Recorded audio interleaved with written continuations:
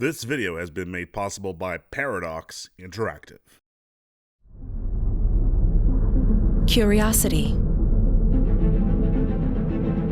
Mystery. Discovery.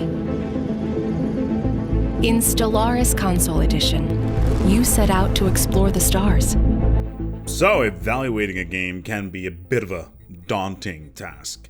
Looking at features, acceptable performance, and the subjective concept of fun are all elements that need to be taken into account. With grand strategy games, this becomes an even bigger challenge. You can play a few dozen hours and barely really scratch the surface. And this is also slightly the case here with Stellaris Console Edition. So, opinions. Opinions are, well, difficult when it comes to grand strategy games, especially a title that's been ported to a console on a platform that's never seen one of these titles before, and whilst an older version with a fresh UI played by somebody, i.e. me, who has thousands of hours on the PC version, is probably one of the most challenging things I've ever done. This particular version of the game does not live in a vacuum. It has its successor, its PC version of it, and that, of course, does immediately reflect on this game. Now, Stellaris Console Edition is exactly that. It's Stellaris on console.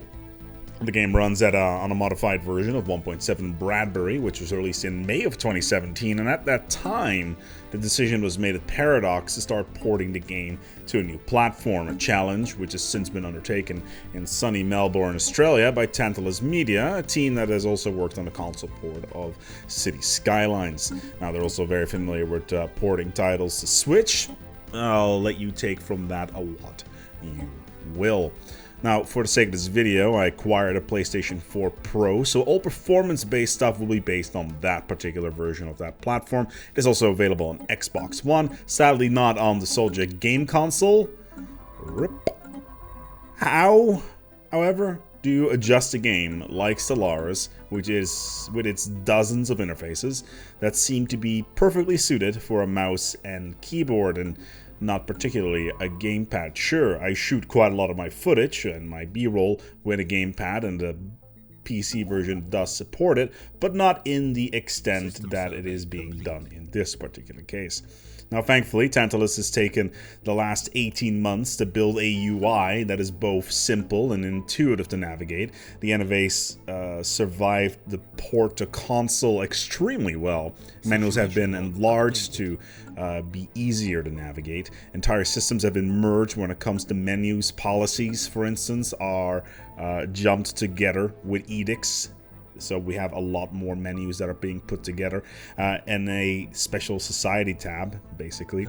And then there's the cursor, or at least the selection tool, as having a one-on-one mouse cursor on a console would obviously not be a good idea, which is why it has been replaced with a selection tool that will select an item when it is near it.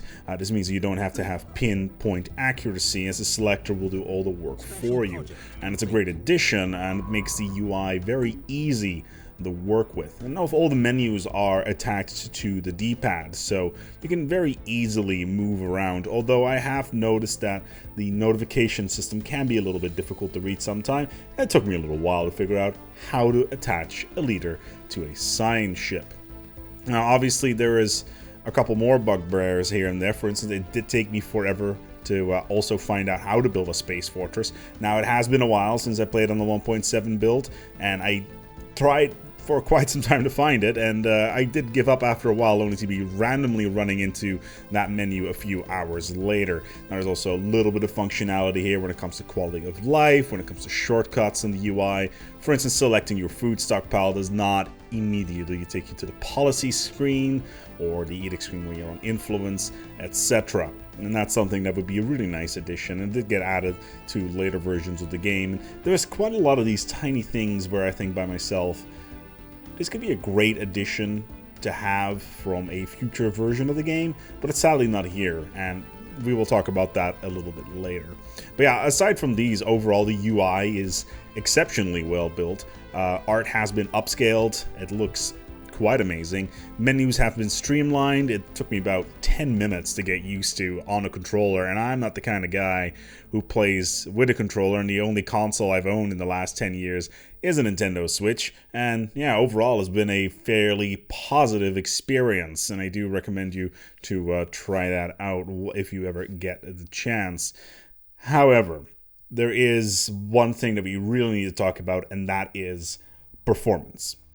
Now, a lot of people have already said in the past, Cloud Switch is an engine that sometimes struggles on even the best of days. And you need a fairly powerful CPU or GPU to keep things going. Now, the porting team has been very busy trying to optimize the game, but in the end, the overall performance of the game is capped out at about 3 to 4 days per second. Comparatively to a PC experience, to me this is kind of frustrating because I like to go on fastest on the PC and just rush through months on end. And yeah, this does kind of translate to a far more laid-back game experience. It does mean, however, you'll be waiting quite a lot in the early game for those months to tick over so you can have more resources to play with and build more things. Sure, you can counteract it by building more science ships, but that just means you have less resources to spend in the next month.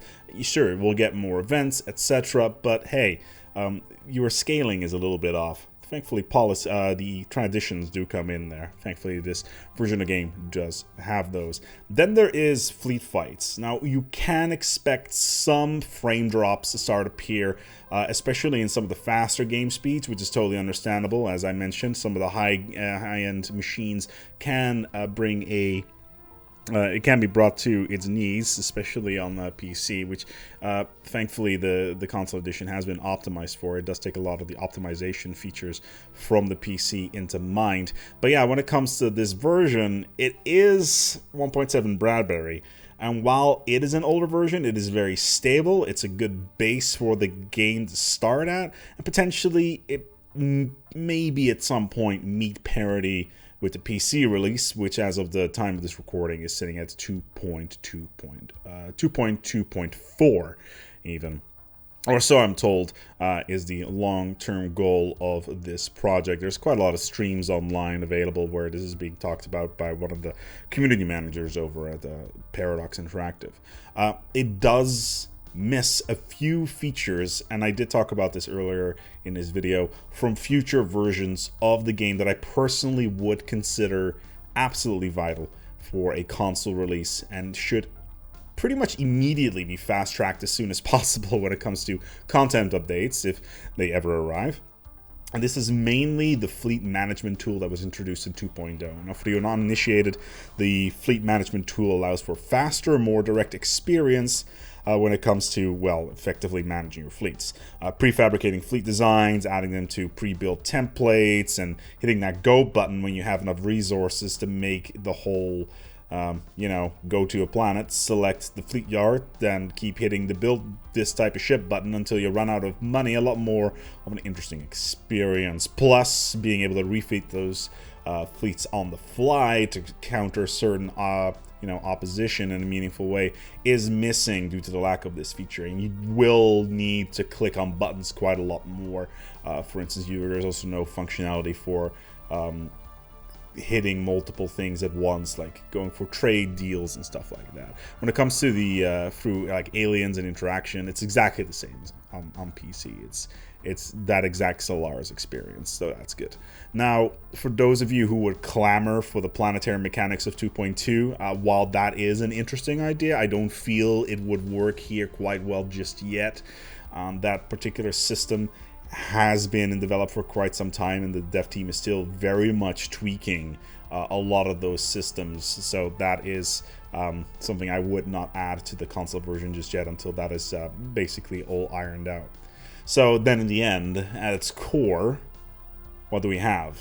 Well, it's Stellaris. It's 1.7 vanilla at its launch version, and if you buy the deluxe version, you will get a season pass, which allows you to get access to Plantoids, Leviathans, and Utopia when those particular DLCs are released. The UI kind of sort of taunts you with those expansions. For instance, construction ships do have a massive build megastructure button in their menus, something that won't be available at launch, as Utopia is not out, therefore you cannot build any megastructures. So that right there is a little bit awkward, let's put it that way.